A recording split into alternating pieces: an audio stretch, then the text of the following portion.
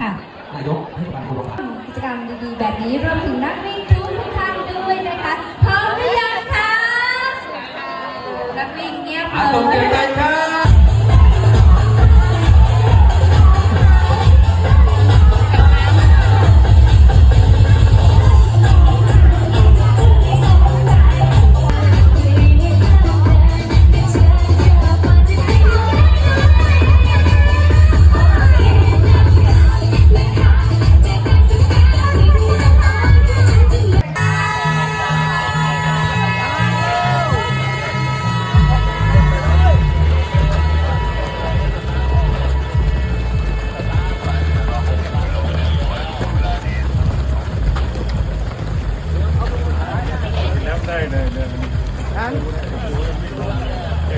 เราดูแม่นี่นั่นน่ะว่าเขาจะกล้าลาๆอย่างที่ขนาดนี้เราดูเป็นที่มี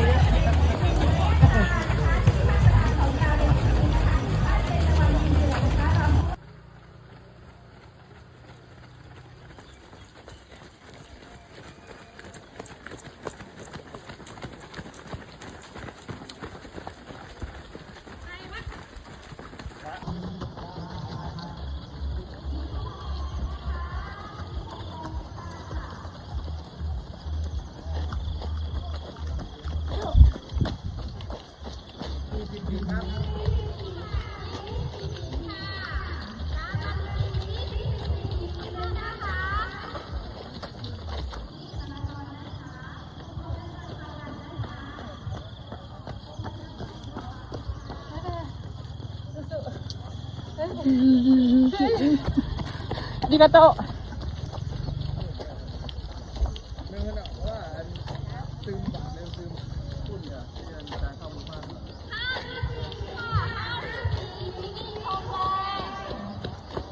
30 ปี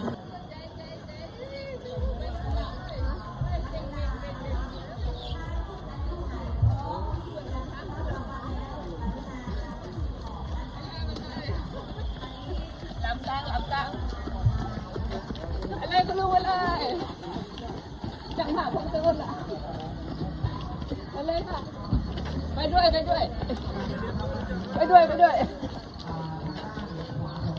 ลำตังเลยสีแดงค่ะและลำดับที่7นะคะคุณเขียนสาคำปาละค่ะเป็นผู้ลำปางค่ะท่านผู้ขออภัยด้วยนะคะ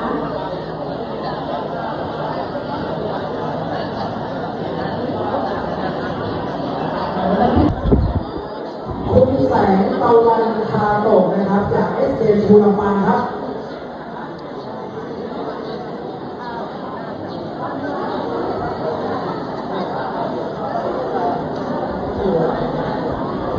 ลำดับที่ 6 ครับคุณสิริพร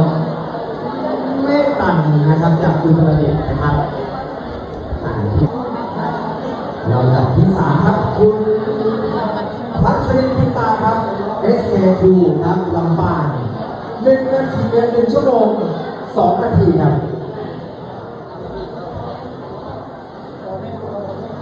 ลำดับที่ 4 ครับคุณบุญรัตน์ครับที่ 2 ครับคุณเทพา